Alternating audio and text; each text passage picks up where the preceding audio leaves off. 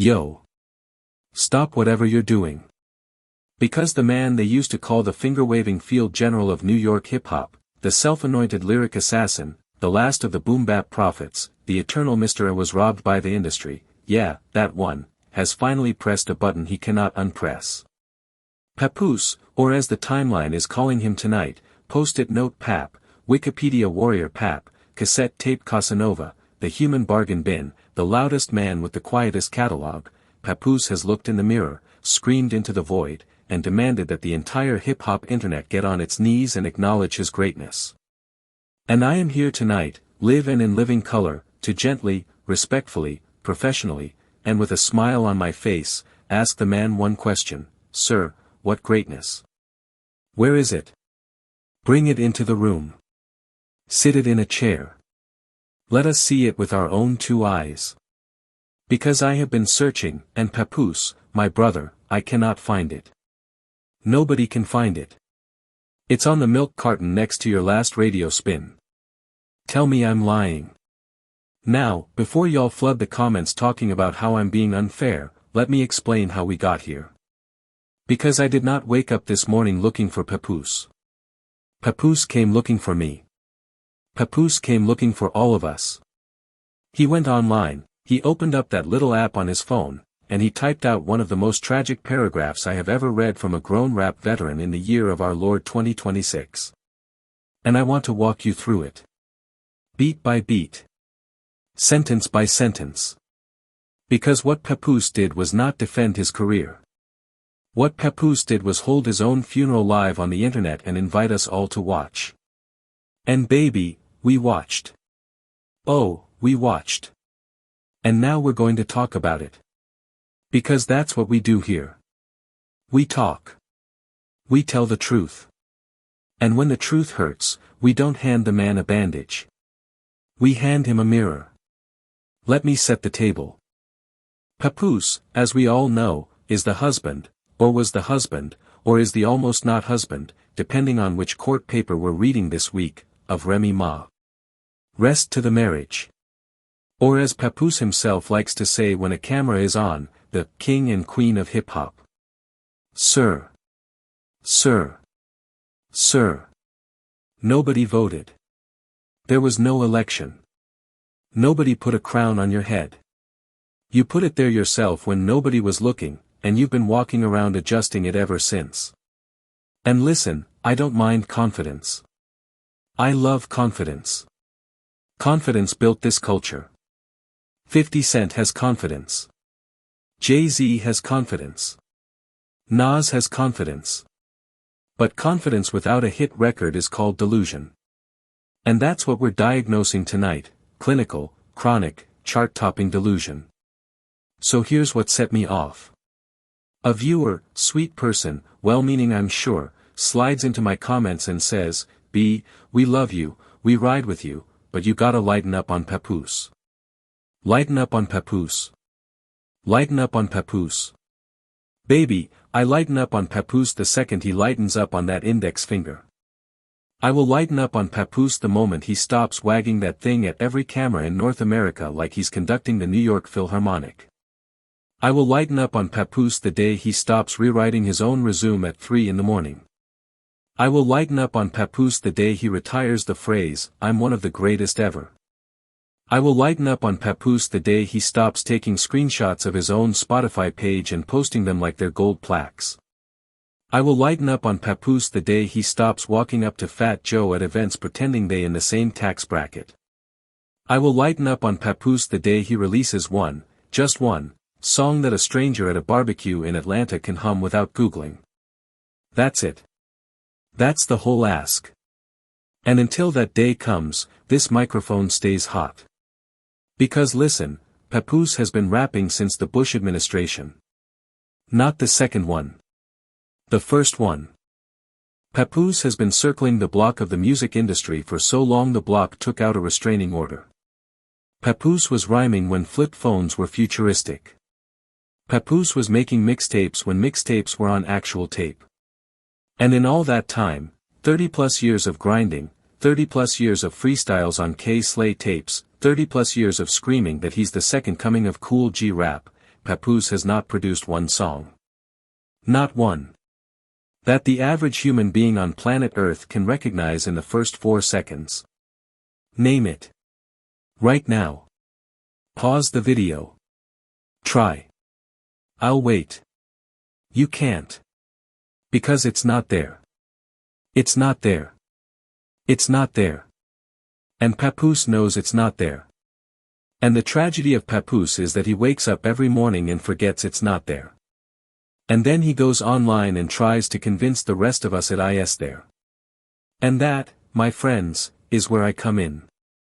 Alright, let me read you the post. Because this is where it goes from sad to comedic to something we might have to legally classify as a hate crime against himself. Papoose types up this little paragraph. He wants us to know, pay attention, that if we are not, quote, smart enough to do our own research, we would never know how great he actually is. Sir. Sir. The research has been done. The research is public. The research is called Billboard. The research is called Spotify.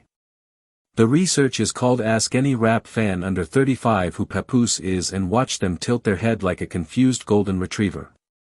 That's the research, Papoose. It's already peer-reviewed. It's already published. And the results are conclusive. But he keeps going. Papoose says, and I want you to sit down for this, Papoose says he has released, and I quote, an entire live album with a live band, which is incredible. Incredible. He used the word incredible. About himself. In a post. That he wrote. About his own album. Nah. Nah. Nah. That is not how it works. You are not allowed to type incredible next to your own name. That word has to come out of somebody else's mouth. That's rule 1. That is rule 1 of being an artist. If you have to tell the audience your work is incredible, the work is not incredible. The work is a coloring book you're showing your grandma at the fridge. And she's saying, very nice, sweetie, because she loves you. Not because it's incredible. Then, and this is where I nearly threw my phone across the room, Papoose lists his catalog. He says, and please, God, prepare yourself, he says he has released 16 albums. 16. And, quote, maybe 30 mixtapes at a minimum. At a minimum. At a minimum. Papoose has released, at absolute floor, 46 full-length musical projects. 46. And I want us to sit with that number for one full second, because it is one of the most self-incriminating statistics I have ever seen a rapper voluntarily disclose in a public forum. Let's do the math together. Because Papoose loves math. Papoose loves stats. Papoose thinks stats are his friend. Let me show him what stats actually say. 16 albums. Let's be generous, let's say each album has 10 songs. That's 160 songs. 30 mixtapes, let's say 10 songs each, that's 300 more. 460 songs. At a minimum. Minimum. Papoose has personally recorded, edited, mastered, and released 460 songs onto planet Earth. And if you walk outside right now, if you go to Times Square, if you go to a barbershop in Brooklyn, if you go to a strip club in Atlanta, if you go to a cookout in Houston, if you go to a college dorm room in Los Angeles, and you ask 100 people to name 3 Papoose songs, 3, just 3, that's not a lot, 3 songs, I promise you, on everything, 98 of them will look at you like you just asked them to name 3 novels by their dentist. 460 songs. 0 recall. 0. That's not a career. That's a science experiment gone wrong. And listen, I want to be fair. I want to be balanced. I am not a monster. There are rappers with small catalogs who never had hits and I don't drag them because they weren't running around promising us they were the next Nas. Papoose promised us Nas. Papoose promised us big. Papoose promised us the return of lyricism, the salvation of the game, the coming golden era. Papoose walked into every interview for 2 decades acting like he was doing us a favor by breathing near a microphone. And now his own math says he made 460 songs and cannot point to one that outlived the week it dropped. That is not a hater's opinion. That is Papoose's own paragraph. He said it. He wrote it. He posted it. He hit send. And the internet did what the internet does, it screenshotted it, and now it's here, and we're reading it, and we're laughing, and we're crying, and we're wondering what possessed him. Papoose then says, I love this part. Papoose says, they're afraid of me. Always have been. Since day one. Afraid of you, Papoose. Afraid of you. Papoose. Papoose. Look at me.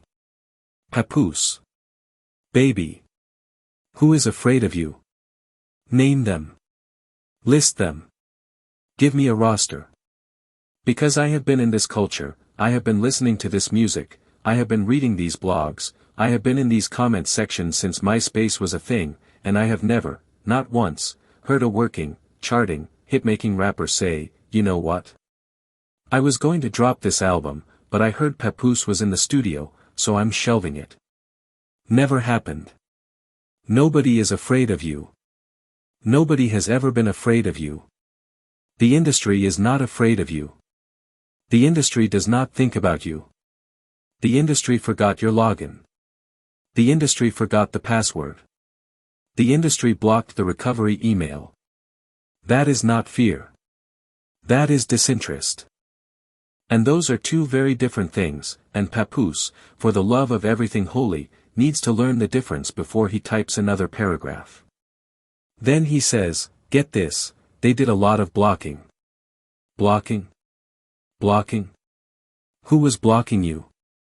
Who at the label sat in a conference room and said, gentlemen, ladies, our top priority this quarter is stopping Papoose from being played on the radio?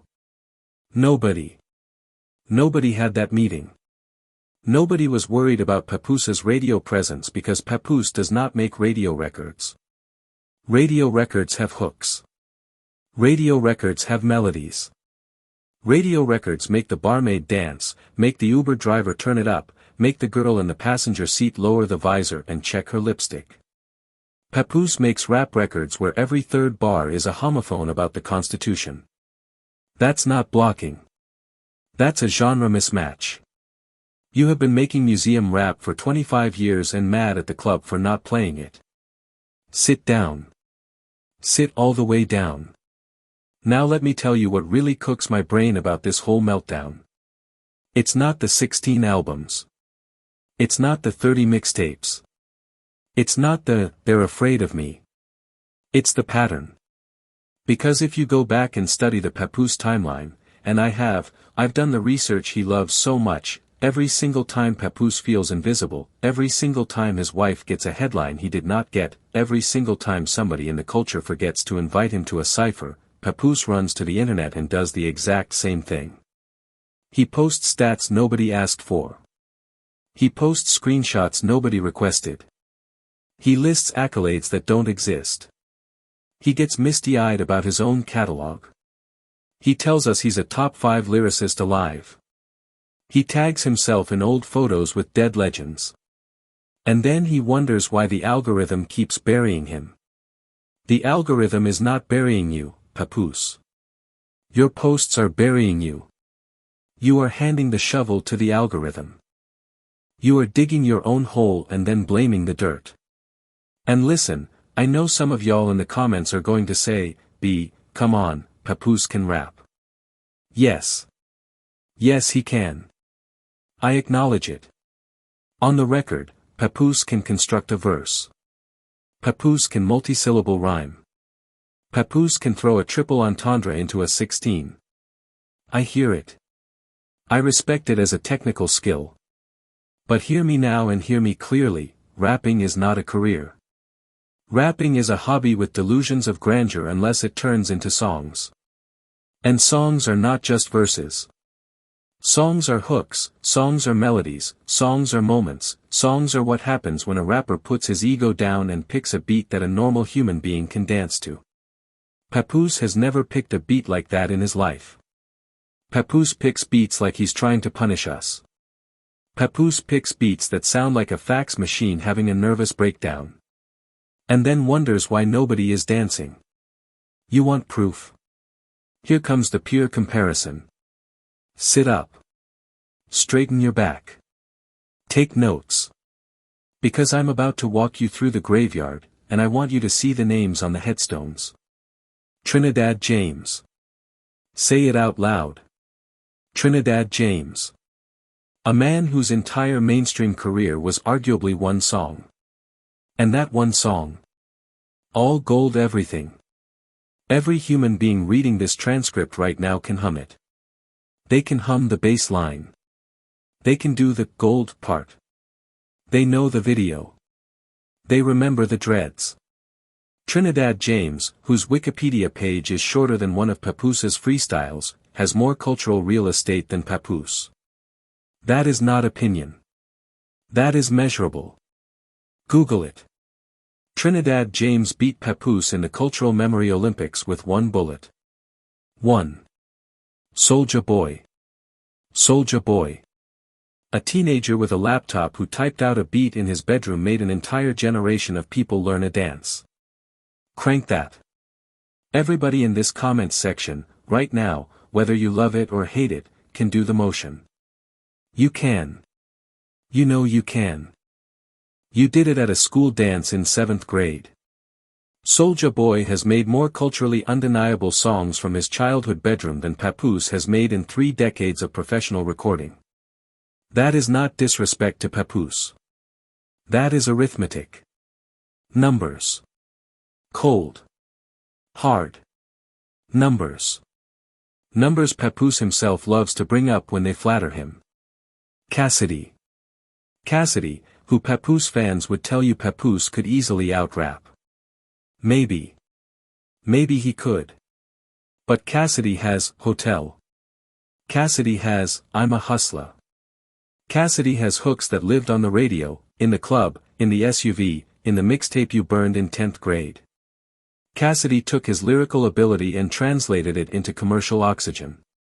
Papoose took his lyrical ability and translated it into a 16-album underground museum that nobody bought a ticket to visit. Same skill set. 2 completely different outcomes.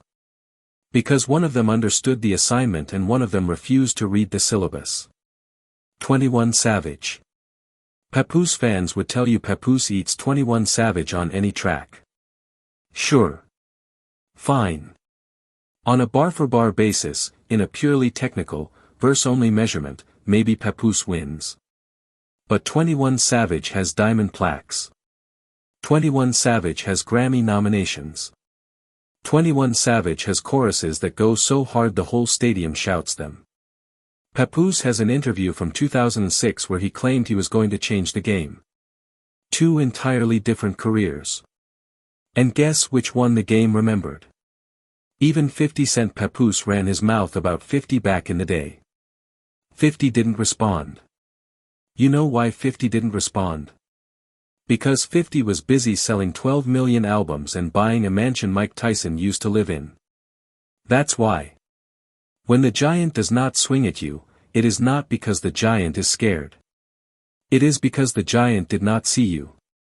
And that's the entire Papoose career in one sentence. He has been swinging at giants for 25 years. The giants never looked down. Now, and this is where I want to be gentle for 1 second, because I have a heart, believe it or not, I do feel a little something for Papoose.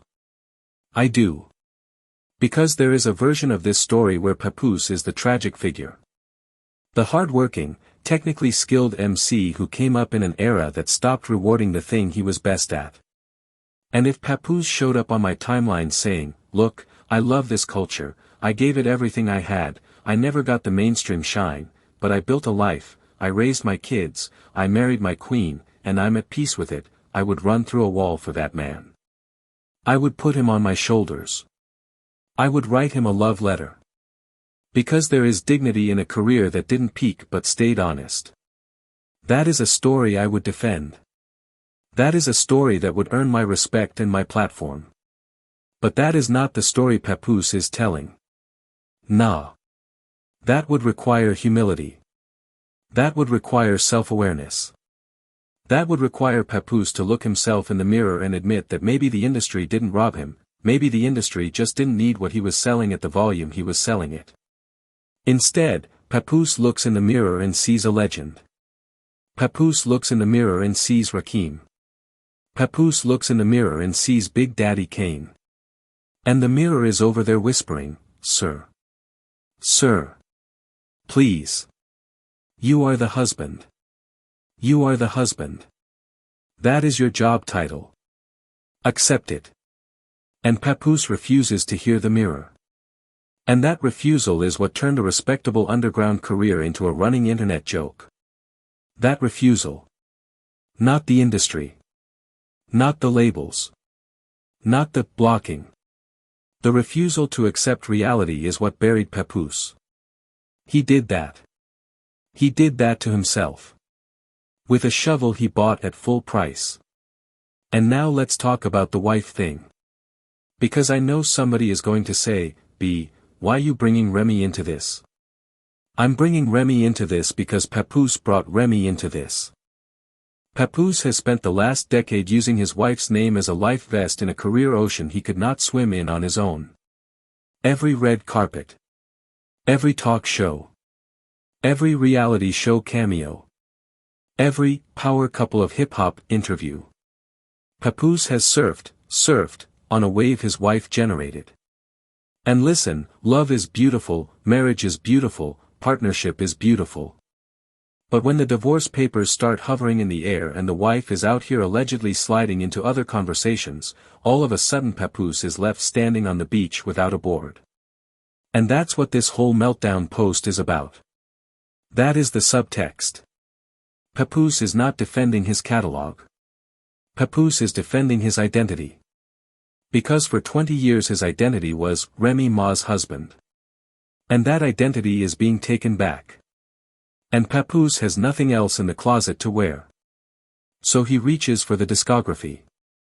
The 16 albums. The 30 mixtapes. The 460 songs. The trophy case with no trophies. He grabs at it because it's the only shelf left in the house that hasn't been repossessed. And I understand it. Human beings do this. When our primary identity gets stripped, we reach for the secondary one. Except Papoose's secondary identity is also empty. And now he's standing in an empty house yelling that the walls are made of gold. And we're outside, on the sidewalk, taking pictures, sending each other memes. And here's the part that stings, Papoose, because I know you might see this, and I want you to hear me clearly, you had a shot. You did.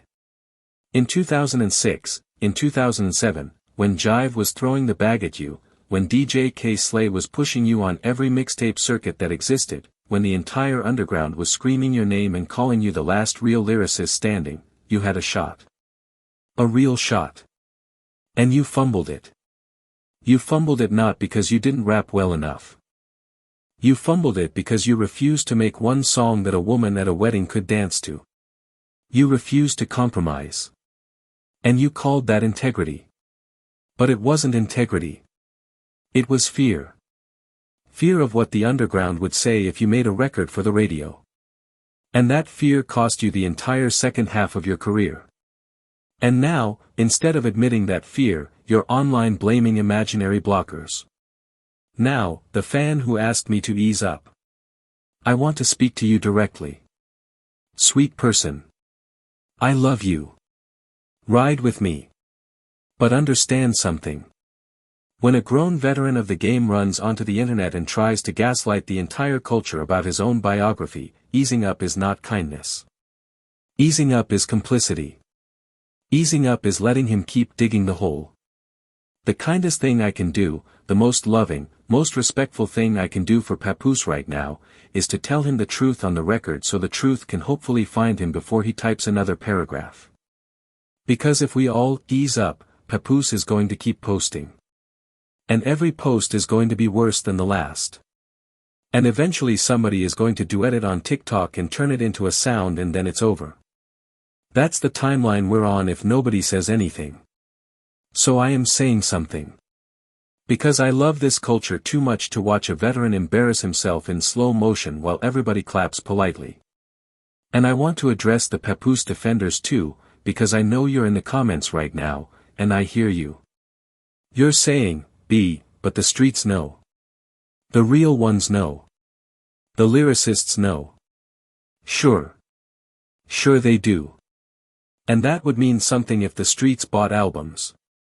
The streets don't buy albums, baby. The streets stream.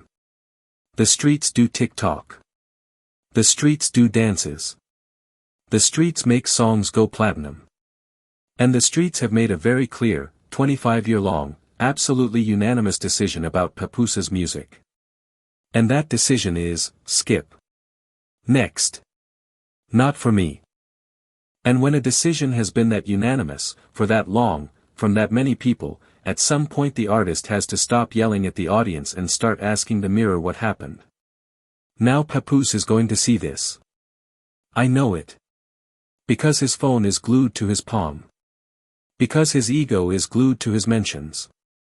Because the moment somebody types his name in a caption, Papoose materializes like a cryptid summoned by a Ouija board. So Papoose, if you're watching, take this in the spirit it's intended, as free professional consulting from somebody who has watched your career from a distance and has some notes. Number 1, stop announcing your own greatness. It doesn't work. It has never worked in the history of the genre. The greats never had to. Number 2, retire the finger. Retire it. Send it on vacation. That thing has done enough damage for one lifetime. Number 3, stop counting your projects. The number is not helping you. The number is hurting you. Every time you say, 16 albums, a normal person hears 16 chances to make one hit and failed every single time.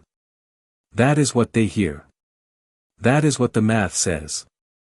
Number 4, let the wife thing go. Not the marriage, the identity. Be your own man. Build your own brand. Say your own name. Sit in your own chair. If the divorce is happening, let it happen with grace instead of turning every post into an audition for pity. And number 5, and this is the big one, this is the one I want tattooed on the ceiling above his bed, if you cannot let any of this go, if you cannot resist, if you must post, at least post a song. Post the music. Post a hook. Post a verse. Post something a human being can react to with their body. Because we didn't fall in love with rappers because they typed the best paragraphs. We fell in love with rappers because they made us move. And Papoose, on everything, has not made anybody move in a very, very long time. And every paragraph is another minute he could have spent in the booth trying to actually solve the problem. Now, before we go any further, I need everybody watching this right now to do me one small favor. I need you to picture the scene. Picture Papoose, at whatever o'clock in the morning, sitting on the edge of his bed, phone in one hand, ego in the other, typing this paragraph. Picture the finger, because you know the finger is involved, the finger is always involved, the finger hovering over that little blue send button. Picture the seconds of hesitation. Picture the moment where a wiser man, a calmer man, a man with a better group chat, would have paused and said, you know what, let me sleep on this. And then picture Papoose overriding that voice, that tiny voice of reason, the one that all of us have, the one that begs us not to embarrass ourselves in public. Picture Papoose muting that voice, hitting send, and putting his phone face down on the nightstand like he just won a war. Because that is what happened tonight. That is the exact moment this post was born. And the fact that nobody in his entire orbit, nobody in his entire circle, nobody with access to his phone, could reach in and take that device out of his hand, that is the real tragedy. That is what tells you Papoose is out here unsupervised. And an unsupervised Papoose is a Papoose who types. And can we, for one honest moment, talk about the visual of this man? Because the aesthetics of Papoose have become their own conversation, and I don't think we discuss it enough. Papoose walks into every room like he is being introduced by a boxing announcer nobody hired. Papoose stands in every photograph like he is expecting a plaque to descend from the ceiling. Papoose does interviews with the posture of a man who thinks the camera is lucky to be pointed at him. And listen, I don't hate a confident man. I love a confident man. Confidence is a currency in this culture. But confidence has to be backed. Confidence has to be collateralized.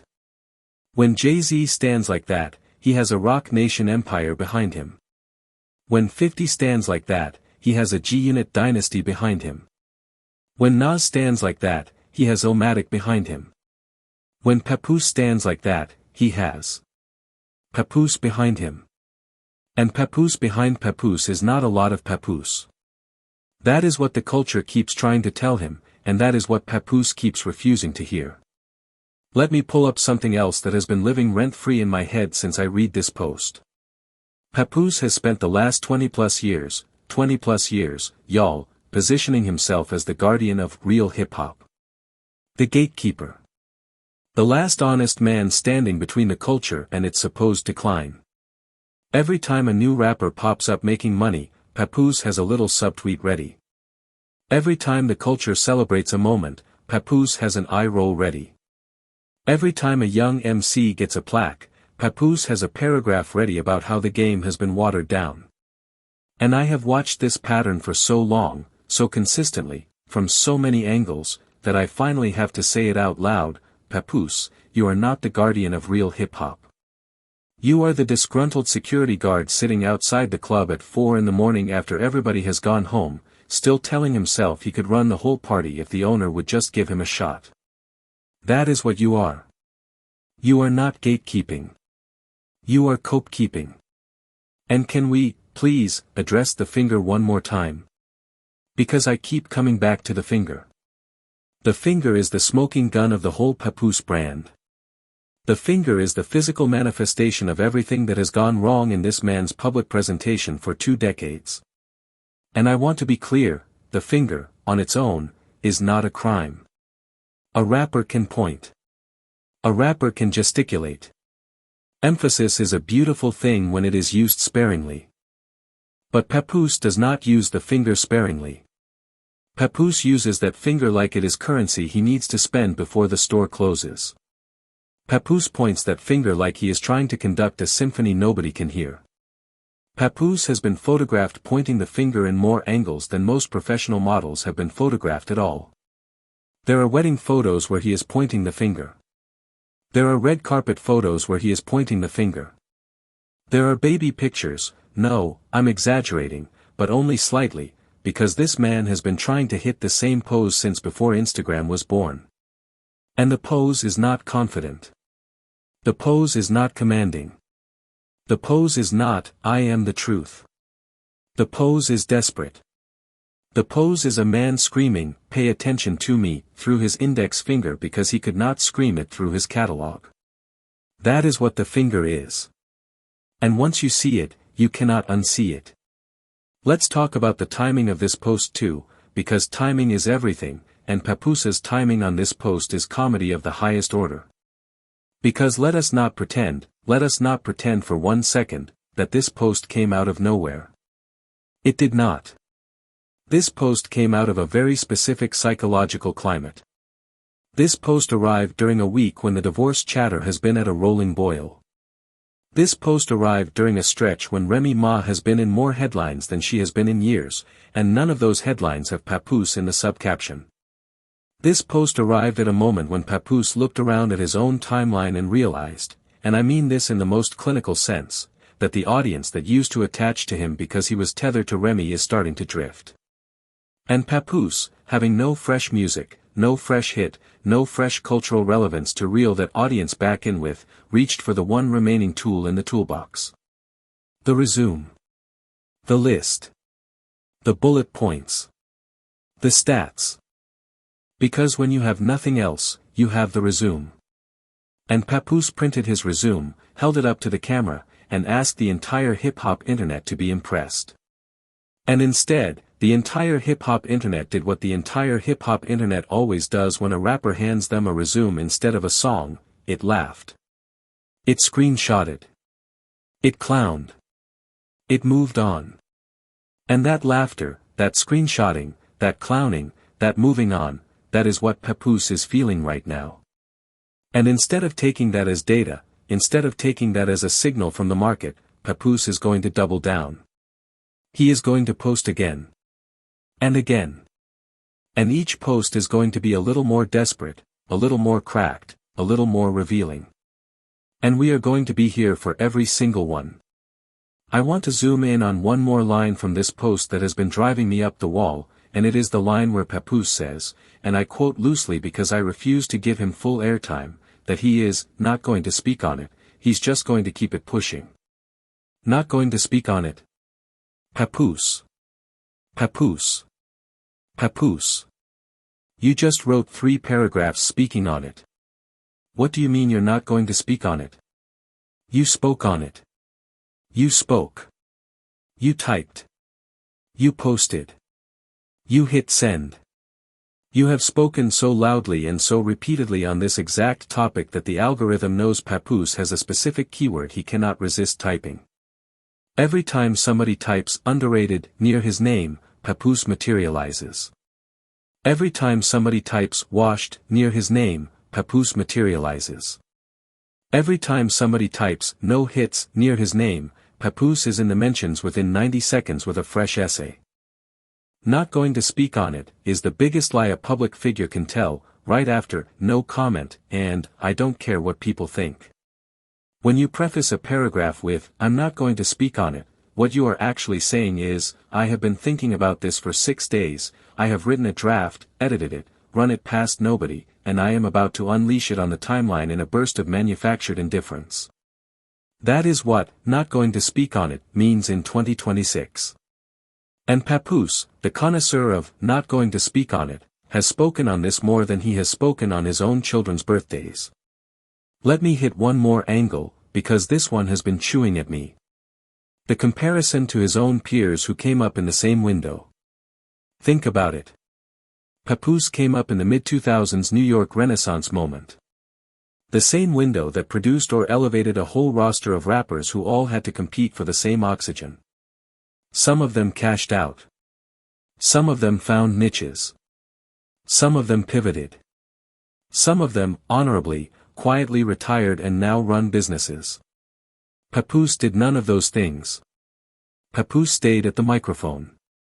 Papoose kept dropping projects. Papoose kept insisting he was next. And meanwhile, the culture kept walking past him toward the artists who were meeting the moment. And the difference between a Papoose and a peer who successfully evolved is not talent. Let me say that again slowly. It is not talent. It is self-awareness. It is the willingness to look in the mirror and say, the game changed. I have to change too. Papoose has never had that meeting with himself. Papoose has been going to war with the mirror for 25 years. And the mirror keeps winning.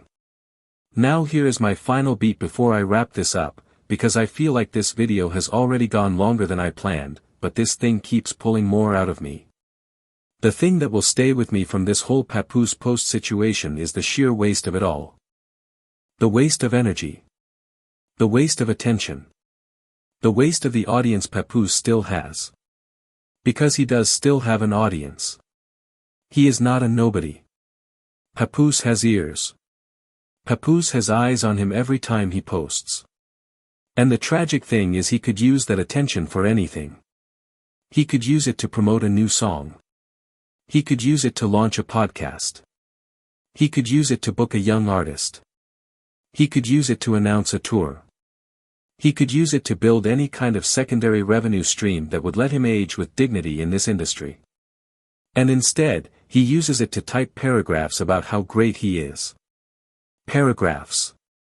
Not songs. Paragraphs. It is like watching a boxer who still has power in his hand stand in the ring and refuse to throw a single punch because he is too busy explaining to the audience why he is the greatest boxer alive. Throw the punch, Papoose. Throw the punch. The audience is right there. The bell has rung. You are just standing there talking. And every second you stand there talking is another second the audience takes their eyes off you and puts them on somebody who is actually working. So here we are. The finger-waving field general has broken his own case. The self-appointed king has posted himself off the throne. The lyricist who insisted the industry was blocking him has just handed the industry a document proving the industry was correct. 460 songs. Zero cultural memory. That is the receipt. That is the file. That is the case closed with a bow on top. And Papoose typed it. Papoose posted it. Papoose sent it. And the rest of us are just reading it aloud so it echoes in the room he built. Papoose, my brother, my elder, my legend in his own mind, hear me one last time. You are not being persecuted. You are not being blocked. You are not being hated. You are being ignored. And ignored is the worst thing that can happen to an ego like yours. Because ignored is the one wound the finger cannot wag away. So do yourself a favor. Close the app. Put the phone down. Go pick up a pen.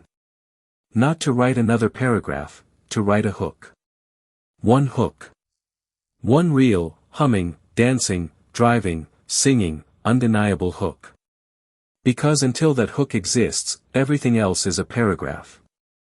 And paragraphs do not go platinum.